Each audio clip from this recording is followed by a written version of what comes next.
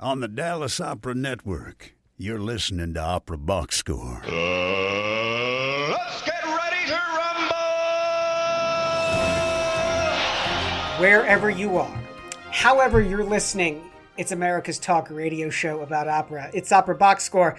I'm George Cedarquist, joined this week by Oliver Camacho and Weston Williams. All right, we go inside the huddle with Daniela Candillari, who was just named principal conductor of Opera Theater of St. Louis. Oliver and Maestro Candillari talk about her very recent conducting debut at the Met in Aucoin's Eurydice, about working with friend of the show, Joseph Latanzi, on Gregory Spears' Fellow Travelers, and she geeks out with Oliver on a Mozart piano concerto. Hey, way to keep it relevant to a wide audience, OC. Plus, 2-minute drill. Cancel culture kills Katherina's classic co-production, and Central City celebrates a stylish CEO. Try saying that after 3 Gin Slings. Look, if you're watching on TDO, you want to make sure you subscribe to the whole podcast. Get that full show. It's on Stitcher. It's on Spotify. You're going to click follow. Apple Podcasts, super easy. Smash the plus sign. Send us a voice memo. Email us your hot takes. operaboxscore@gmail.com will get your voice on our show. We'll get you an OBS beer coaster and an OBS lapel pin. Olympics are in the books. Oliver Camacho, are you lonely with no more Olympics? I'm not gonna lie. It's sad to like turn on the TV and to switch over to NBC and to not see, men with very developed buttocks in skin tight. I think there is a channel for that, Oliver. But not where you can watch it publicly and, ogle without being judged, Yeah, but enough about curling. Weston, how about you? Are you lonely now that the Olympics are gone? I still have yet to be lonely because I still haven't gotten those Peacock passwords sent in from any of our listeners, You don't, obviously they don't want the free OBS beer coaster and lapel pin, but they could get one if they send me their Peacock password. You just have to do it. Send it right to my DMs. I got very frustrated by the Olympics because I don't have Peacock. I just have, NBC terrestrial TV, and there was literally nothing I wanted to watch on there. Hockey was a complete bust for me this year. USA out early, Canada out, Sweden out, Finland, of all countries, managed to win the men's gold. But get this, Valtteri Filppula, who was on the Detroit Red Wings team, my Red Wings, in 2008, led them to the Stanley Cup in 2008. Here we are, 14 years later, winning a gold medal. To me, in opera, that just gives me so much drive to stay in this business and to play the long game if someone of that caliber in his field could go the distance. Let's talk some opera. Huddle up. Let's go inside the huddle. So Daniela Candillari is having an amazing year. She started in the fall by conducting Eurydice at the Metropolitan Opera, a show which happened to be her Metropolitan Opera debut. She participated in the film of Svadba, which you can watch on the Opera Philadelphia channel. Very recently, she was named the principal conductor of Opera Theater St. Louis, and very soon she'll be coming to Chicago to conduct Fire Shut Up in My Bones, and then she will spend the summer at Music Academy of the West and Opera Theater St. Louis. But to make her year even better, she is our Inside the Huddle guest.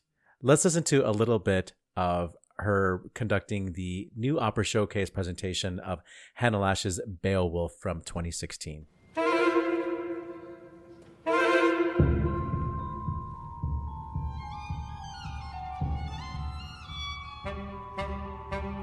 you are, sweetheart.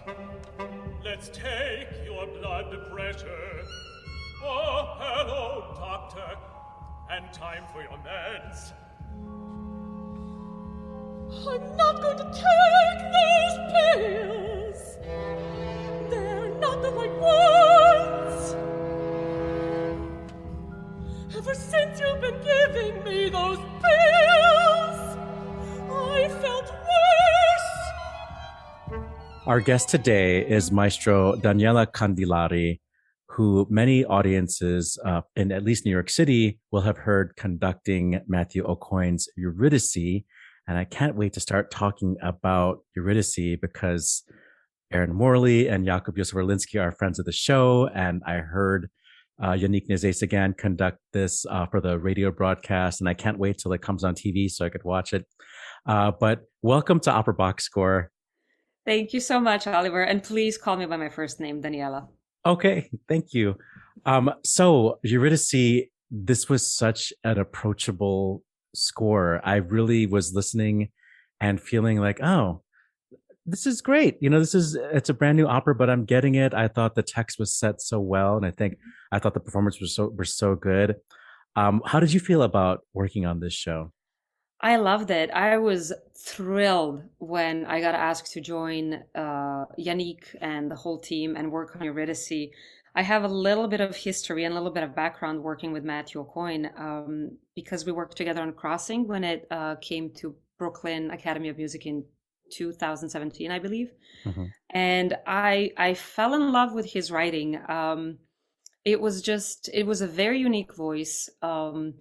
I love the way that he already in Crossing had these moments of minimalism, but also extremely expressive 12-tone techniques. Everything was incredibly tonal and yet sort of shifting. I don't know if that makes sense, mm-hmm. But nothing was expected, right? Every sort of new turn and every new note that came just seemed like a little droplet of wisdom, of beauty.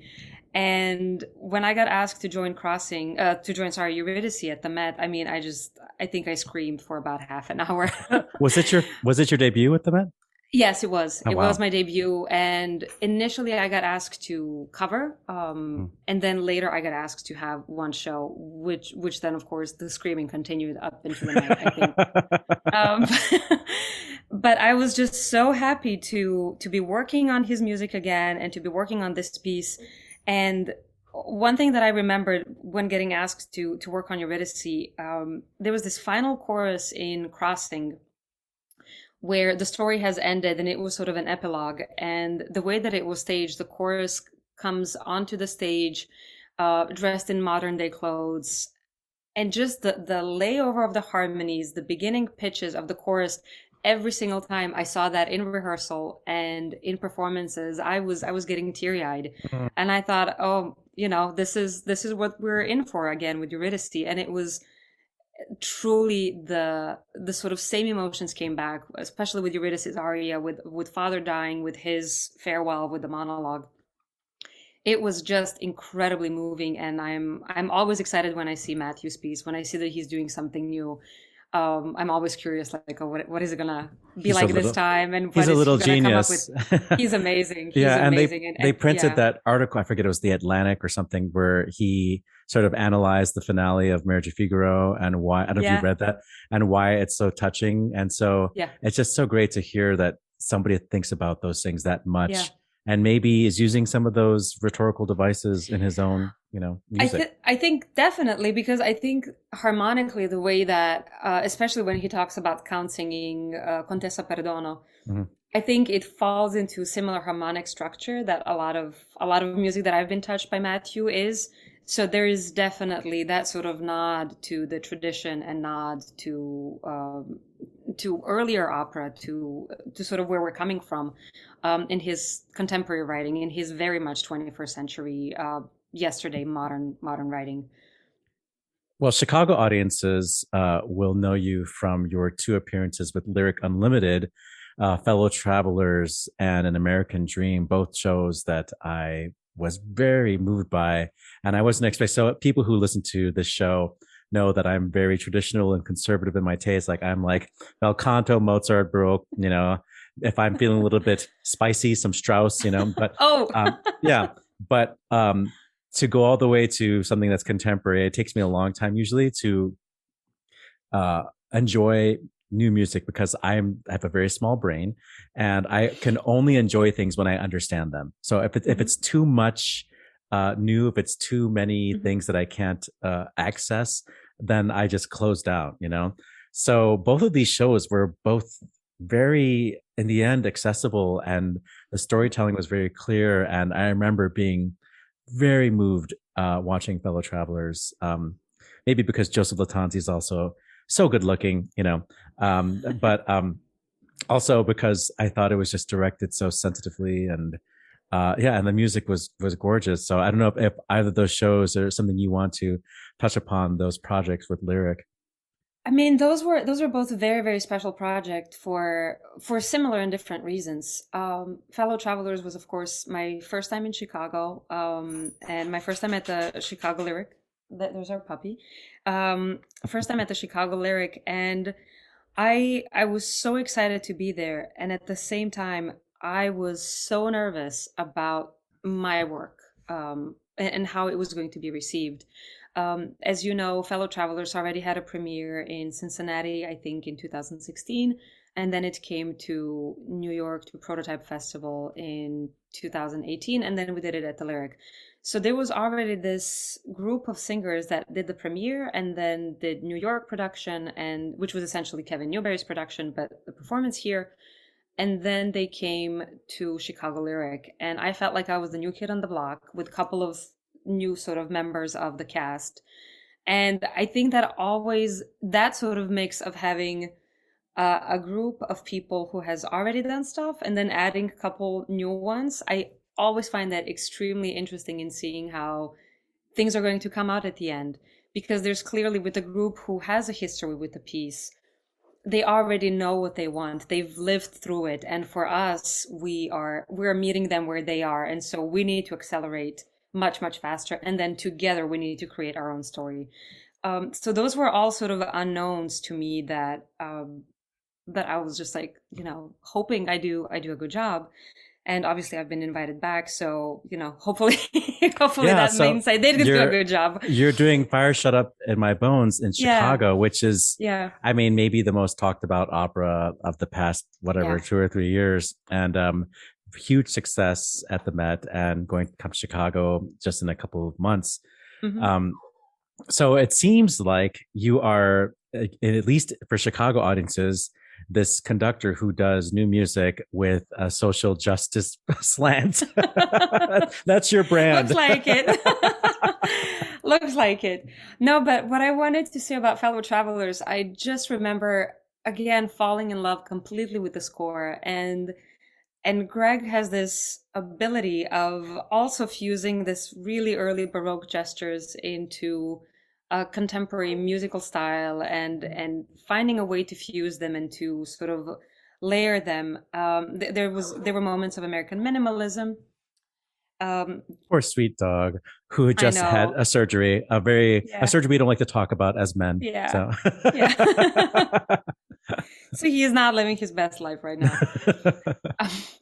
But there were moments of American minimalism, as I mentioned, and Baroque, and also all these dance movements that I think were just so beautiful and so well represented on stage. And I remember first time, again, that I heard Joseph Lattanzi's Hogs aria, Our Very Own Home. The orchestra just creates this texture where the voice really has a chance to lead the story and to narrate the story. And then the clarinet solo with it together is just so beautifully paired. And of course, then every punctuation that happens sort of irregularly in double basses where the harmony switches just for a hot second.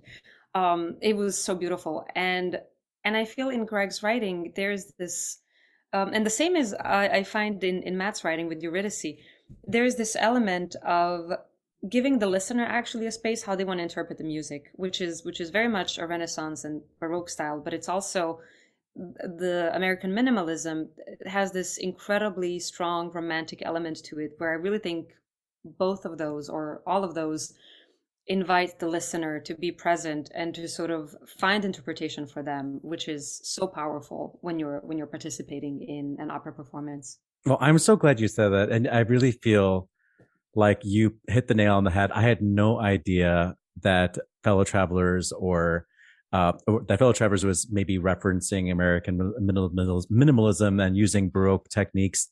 But maybe that's why it spoke to me, because those are two things that I understand.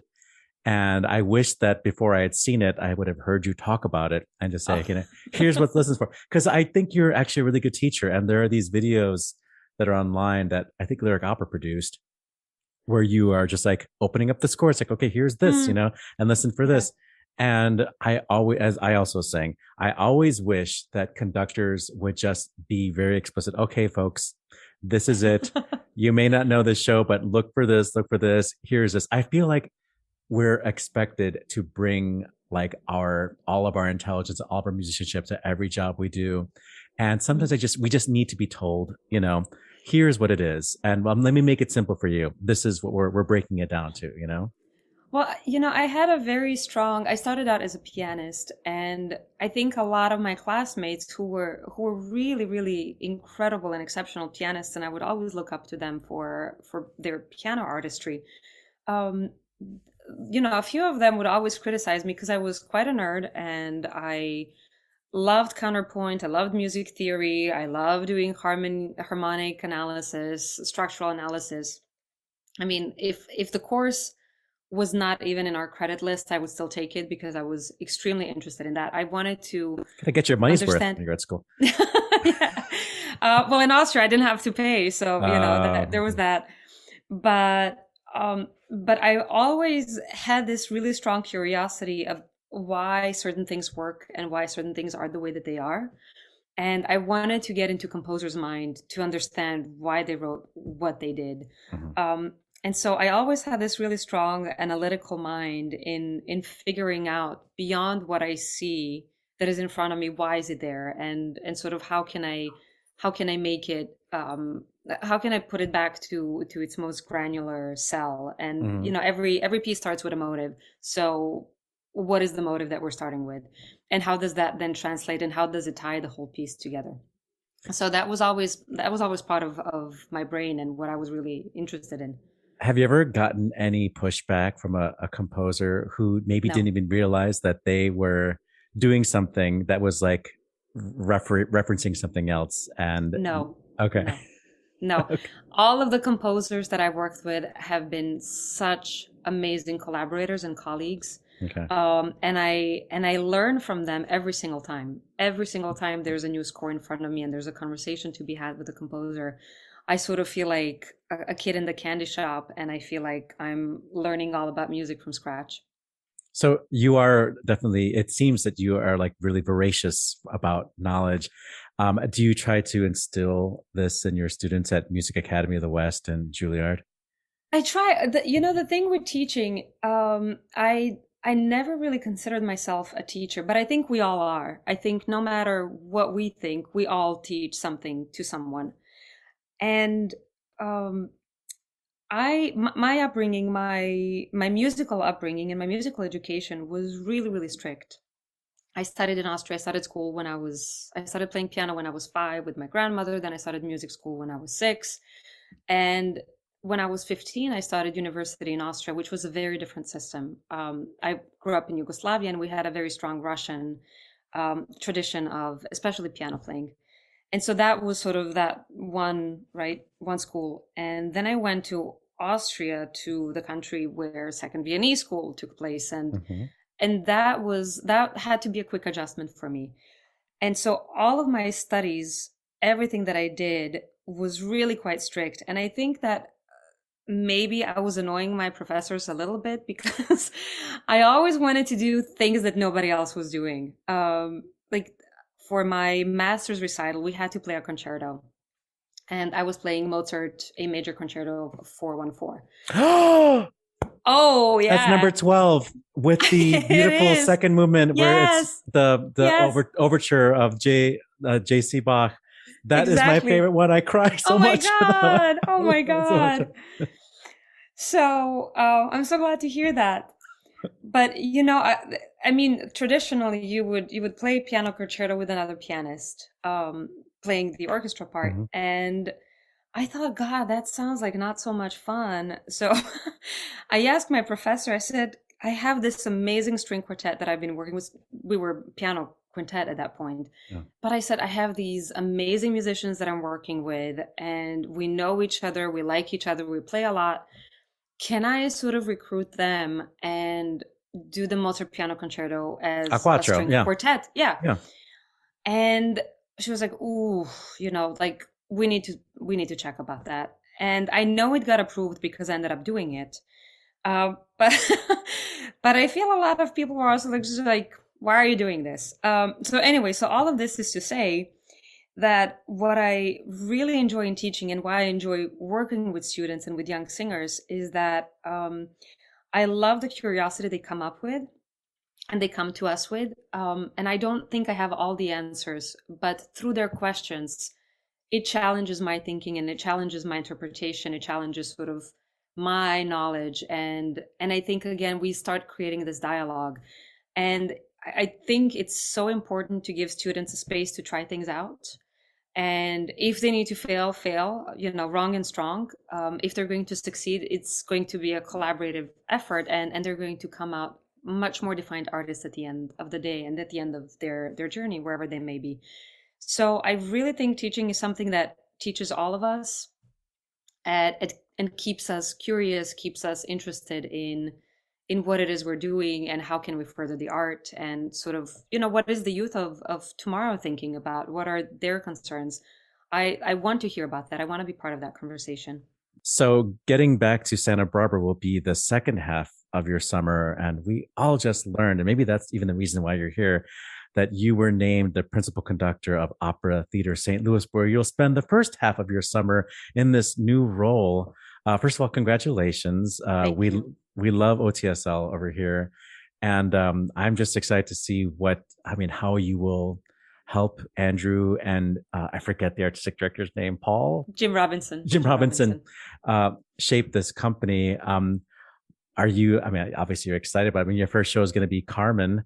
Are there any other things you can tell us? I know things have to be officially announced, so you really can't tell us anything. But so yeah, this year, thank you. First of all, I'm so thrilled, and I just love my colleagues at OTSL and think the world of them. So my first show this year is going to be Carmen, which is really sort of a nice little serendipitous moment for me personally, again, in my life, and me as a conductor. Carmen was the first show that I ever saw, and Carmen is the reason I think I'm in opera. I didn't know this when I was 5 years old and when I saw it, but it was I think is the strongest reason that drew me to the theater. I saw it in Serbia, in my hometown, Novi Sad, and of course that theater, Serbia National Theater, used to do everything in Serbian language. So I heard it sung in Serbian, and I just thought it was a piece that was written yesterday by a composer who was around and who maybe I'll have a chance to meet at some point on the street and sort of run into him and, ask him how he did what he did. And then my grandma, who was a very famous Carmen, actually, she told me, no, honey, this is not how that worked. And it's a French opera written, 100+ years ago. So yeah, and I just could not believe that what she was saying was actually true. I thought that she was just trying to make up something to to completely diverge me from my quest of finding out who this composer is that wrote opera in Serbian. And so I think it speaks actually to the freshness of Carmen as a piece. I think it speaks to the incredible orchestration that, no matter how much time passes, is so relevant and sounds so fresh. And it also speaks to the drama that has the ability to capture us completely and to completely transport us on stage and into this imaginary world, essentially, and to really participate in that world. So this year that will be my first production, and then I'm also doing the center stage concert with the young artists, which the program is being finalized about now. So I can't say much more about that. But you're working closely with Patricia Rosette.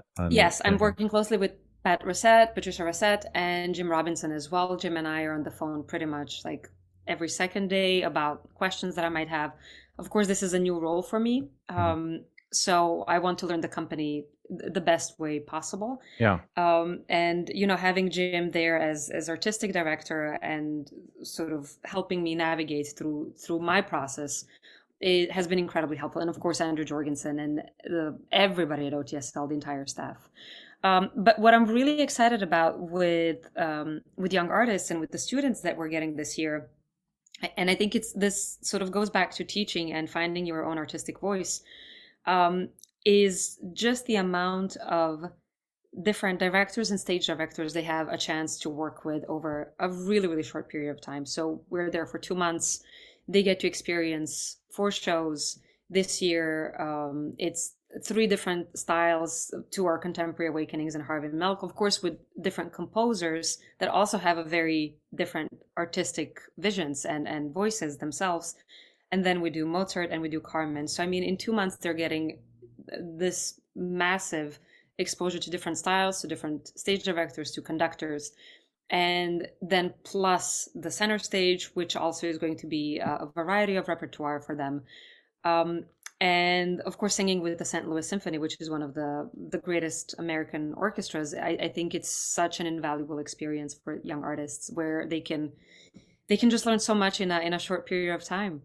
Well, I wish we had more time to actually talk about Carmen and how. I mean, people are always like making fun of it's like, oh, every opera house is doing Carmen, but because it is a war horse, but it's still, thrills. You get a good performance of it, and it like you said, it feels very new. Yeah. I remember when Denise Graves came out and was like, oh my God, I've never heard Carmen like this. And then we have Anita Rashvilashvili. It's like, oh my God, I never heard it like this. And now we have Janae Bridges. Like, oh my God, I never heard it like that before. So there's always a chance to be better and better, and to maybe even be more mindful of some of the issues it's dealing with, like, domestic violence and sort of stereotyping Roma culture. And there's, and the music is just so good. I mean, just the first act, creating this world that you just feel like you're there, with the cigarette factory and the children and Mikhail like kind of just wandering into the opera, and the second act, I should say, the second act of that opera is genius, and it doesn't stop. Like just so much momentum to that incredible finale. Absolutely. It's better than Les Miserables. Absolutely. And speaking of second act, I have so many sort of favorite moments. Is not really a right word because I love the whole opera, but there are sort of these golden moments that happen throughout the entire piece. And when Don Jose finishes his aria, Carmen's entrance on that G, that's a tritone from where he finished it. Every time I think, you sneaky little piece of work. I mean, I just feel like her utilizing also the tritone is such a manipulative way of doing that. It's so brilliant. And the fight chorus in Act 1, it always reminds me of Carmina Burana, which was written 60 years later. So I think there are incredibly strong Germanic elements in the orchestration and in the music. And of course, we know that there's this incredible search for exoticism already beginning with Carmen's first aria with Habanera. So it's a fantastic score, and I can't wait to do it. Well, those lucky audiences in St. Louis, maybe some of us from the podcast will try to get down there and see it. Please do. But you'll be in Chicago soon, so maybe we'll have a chance to meet then. Daniela Candillari, thank you so much for being on Opera Box Score. Pleasure. Thank you for having me. A little bit of sports talk before we get to the drill. So get this, Major League Baseball just did a statistical analysis of which MLB stadium has the highest alcohol sales. Ooh. Just guess, which MLB stadium has the highest alcohol sales? It's gotta be, I feel it's gotta be somewhere in the Midwest, right? MLB? Name me a baseball team. Oh God, any baseball team that has the highest alcohol sales. Any baseball team, George. I'm thinking really hard of any baseball team, and they're all springing to mind. They're all coming out. I'm saying that's one. Oliver, at least name one. Oliver's wrong. The answer is the Chicago White Sox. Oh, I was going to say White Sox. Actually, after we'd be he said Red so Sox. proud. So the per capita, White Sox fans spend $46 a game on alcohol. per person? That's sort of average per capita for fans that are of drinking age. $46 per person for an average of 4.2 drinks per person. I guess I don't know which is more surprising. The idea that this achievement has landed on White Sox fans, where that 4 beers at a baseball game is $46. 2-minute drill, that is not surprising, but it is right now.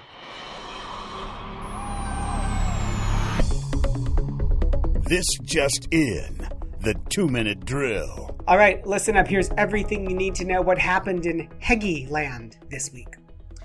An opera discovered in a basement 80 years after its composer was murdered by the Nazis just premiered at Theater Magdeburg this month. Grete Minde, a work by Jewish composer Eugen Engel, has already played to rave reviews.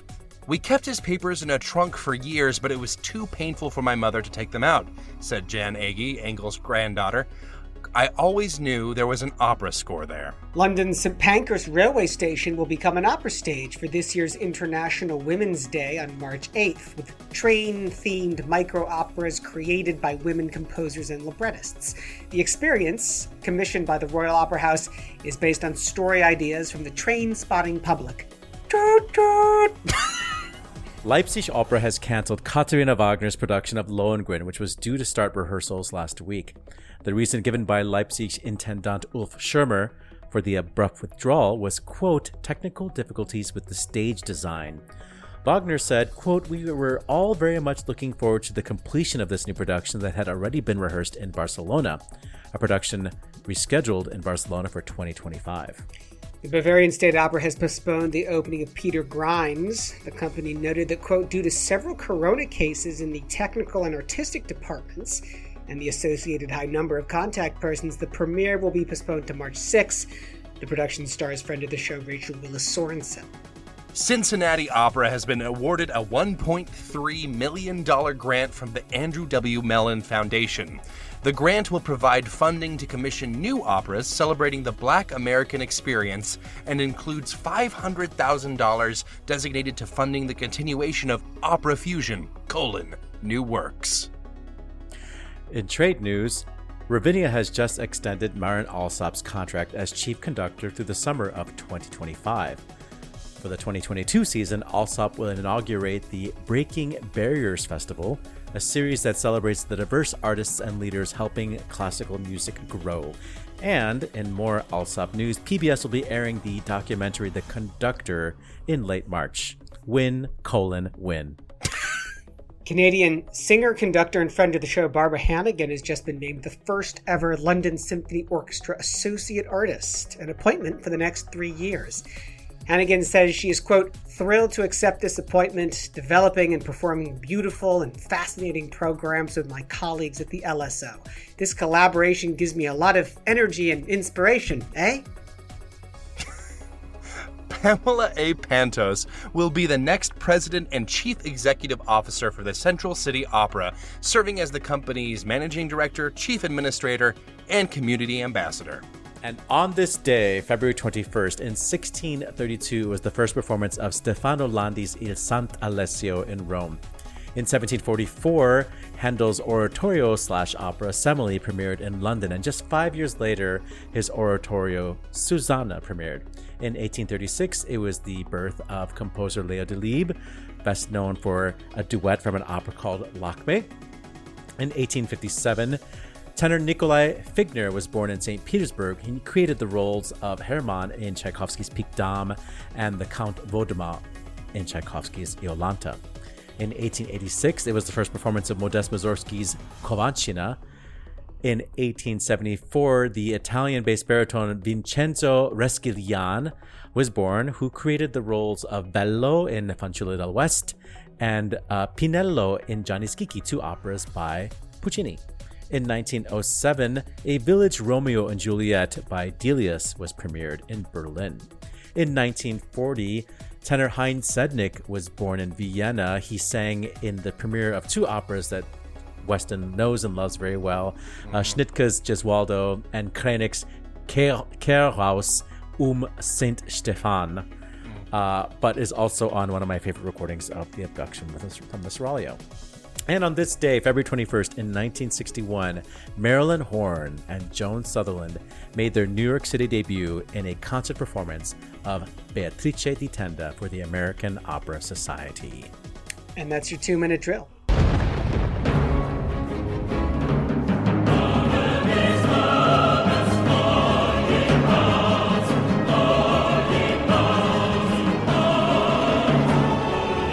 Just a little bit of the brand new recording of Semele, conducted by Leonardo Garcia Alacron, a very stylish performance, and you can hear from that commercial. The chorus and orchestra sound good, and this recording stars a personal friend, Chicago local Matthew Newland as Jupiter.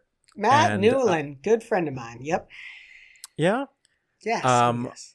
So yeah, today's a good day for, Handel oratorios.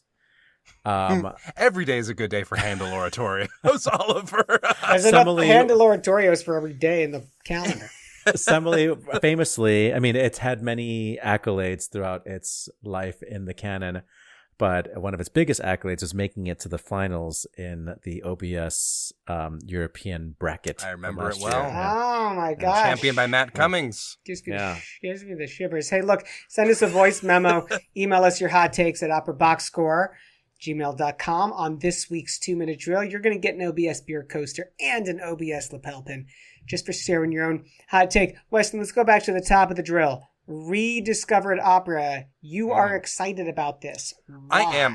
I think this is fascinating. So this is a new old opera. It was written, it was finished in the early 30s when the Nazis were taking power in Germany, and this guy Eugen Engel was just in his spare time just composing this opera over the course of, they think, about 20 years. Wow. And it's very idiomatic of the time it was written in. If you listen to a lot of like late Romantic German sort of Weimar era pieces, based on the descriptions, because I haven't heard it, it sounds like it's going to be very similar to those. There's a little bits of Korngold, some Strauss, but also some melodies that not quite Krennic, but there's also some 1920s German jazz, which is a whole genre unto itself. More like Kurt Weill, maybe. Yeah, exactly. It's humorous. It's got other things, and it's been getting really good reviews, even independent of its story. And I think it's just also a beautiful story too. That this opera was just shut in the trunk for years and years, and finally made it to the light of day. Because that's one of the great tragedies of the Holocaust. Obviously, the first and foremost, those who were killed by the Nazis, but the amount of culture that was lost. There's I believe it's Decca has a whole line of recordings of composers who were murdered or suppressed by the Nazis. Like the Antarctica. Yeah, exactly. Antarctica Musik. Mm-hmm. And whenever I hear one of those, I get excited because it's a part of the history of opera that was, almost wiped out, and some was unfortunately wiped out, but there's just like this great act of defiance, and even hearing it again, enjoying it again, and really like finding this missing piece of history is just so beautiful and really genuinely moving to me. I would love to see this. I really hope it gets piece. a recording. Get a recording and come to the U.S. as well. That would be exciting. Mm-hmm. I'm less excited about operas about trains coming to the U.S. And look, I like trains. No, seriously. Well, America really needs like trains first. We don't have any. Well, we need Amtrak Joe to get that going first and foremost. So this is commissioned by Royal Opera House, the Jetty Parker Young Artist Program there. St. Pancras, of course, is where the Eurostar comes into London. And this program actually is being replicated in other railway stations, including Antwerp, Brussels, and Rotterdam. Well, it's part of International Women's Day, which I think is... I think it's a very interesting two concepts to have, because on one hand you have International Women's Day, empowerment of women, fighting for equal rights, and then on the other hand you have trains.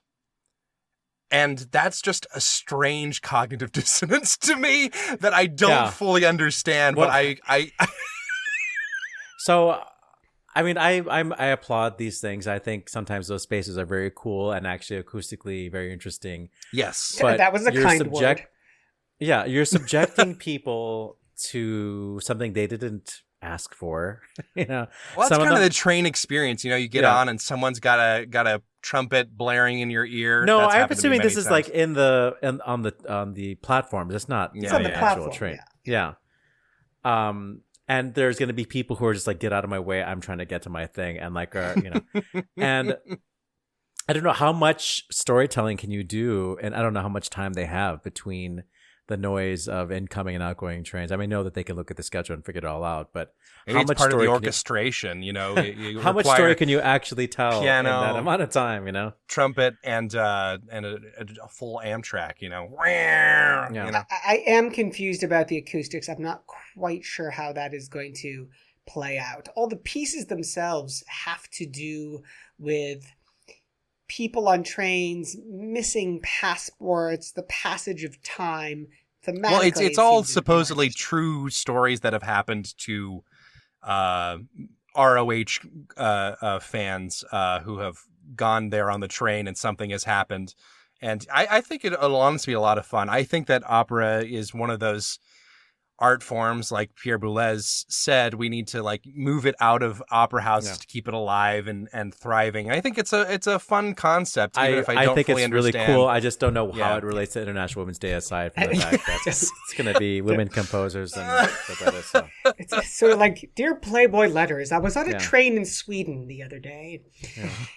Here's what I also don't get. Okay, so over to Leipzig, Intendant Ulf Schirmer says about the Katharina Wagner production of Lohengrin, says we can't do it because of, quote, technical difficulties with the stage design.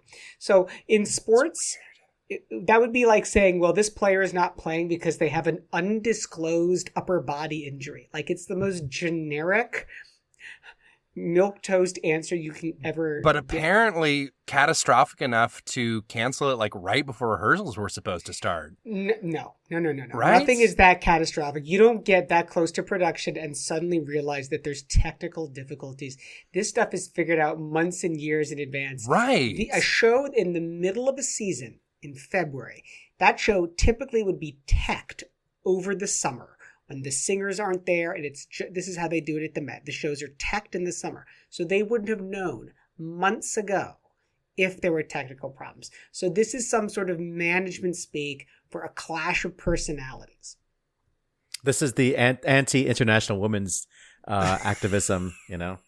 Well, there is a Wagner family member involved, so clash of personalities is highly likely. She is Richard Wagner's great grandniece or something like that. Yeah, something like that. So we've been skirting around this the entire episode, but we're finally going to talk about it now.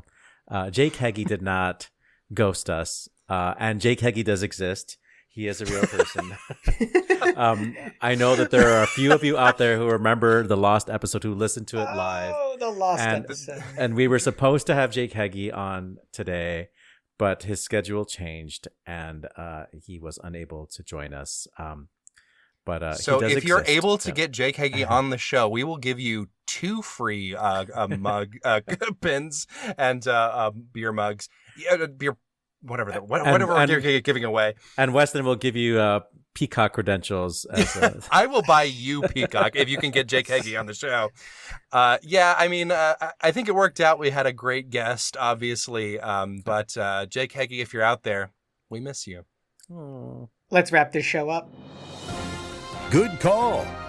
Bad call on Opera Box Score. It has been a great show, a really fantastic guest, and we'll give Daniela Candillari a thank you. In the closing credits, before that, good call, bad call, something great from Operaland in the past week, or something truly dreadful, or perhaps in a related field. Oliver Camacho, what's on your mind? Well, this was announced a couple weeks ago. We didn't have a chance to talk about it, but the new season of Great Performances broadcast from the Metropolitan Opera, essentially the HD broadcast reformatted for TV. The schedule has come out, and the first show already happened. Boris Godunov premiered, I guess it was last week or 2 weeks ago. We will get Eurydice in March. We will get Fire Shut Up in My Bones on April 1st. And they're already put stuff on the schedule that hasn't happened yet. So let's hope that there's not a new variant that prevents us from seeing the Don Carlos and the new version of Hamlet by Brett Dean. And Ariadne of Naxos with Lisa Davidson. That'll be really cool. And our friend of the show, Brenda Ray. Weston Williams. This is kind of old news. I believe we mentioned it back when this production was in development, but there was I thought of it again because there was an NPR article out there about it. There's a new production of Fidelio, staged by New York City's Heartbeat Opera, which has been updated to talk about the Black Lives Matter movement, the prison industrial complex, the incarceration of black men specifically. And it's stripped down. Obviously, it's reworked to work within that context. But there's a performance of various incarcerated people singing in the chorus. The chorus of prisoners, yeah. O Welke Lust, yeah. And it's the video is on the NPR thing, and I remember we talked about this way back when they were planning it, but it just came across my radar again, and I watched it, and it was really moving and really shines a light on our society that we need to start dealing with, and I think that's what art does best, and that's what Beethoven would have wanted. More than 100 million people watched the Super Bowl, and that was like a month ago. What were we talking about that? 2 weeks ago. And more people watched the halftime show than watched the game itself. I was so wowed by the halftime show. If you haven't seen it, give yourself 15 minutes. I did some deep diving on that. That Super Bowl halftime show was designed by S. Devlin, who is one of Britain's truly legendary scenic designers. And she knows nothing. She had admitted this in an article. She knows absolutely nothing about hip hop, Compton, hip hop culture, American football, probably. Now that last one is neither here nor there, but she did her due diligence. She did site visits. She's talking to all these hip hop artists and created just a fantastic design for that show. That's it for this week's edition of America's Talk Radio Show about opera. Our announcer is Norm Waddell. He's at normwaddell.com. Again, if you're watching on TDO, make sure you subscribe to the podcast, get that full show. Stitcher and Spotify, you click follow. If you listen on Apple Podcasts, just hit the plus sign. Again, send us a voice memo. Email us your hot takes, operaboxscore@gmail.com. You're going to get no BS beer coaster and lapel pin. Our creative consultant is Oliver Camacho. Our audio and video editor is Weston Williams. For our guest, Daniela Candillari, I'm George Cedarquist, asking you to continue the conversation about opera with Jay Keggy, if you can find him. We're back with an all-new show next week when we game out the intersection of politics and opera. Plus, you get more opera headlines, more hot takes, but no more ice skating drama. Join us.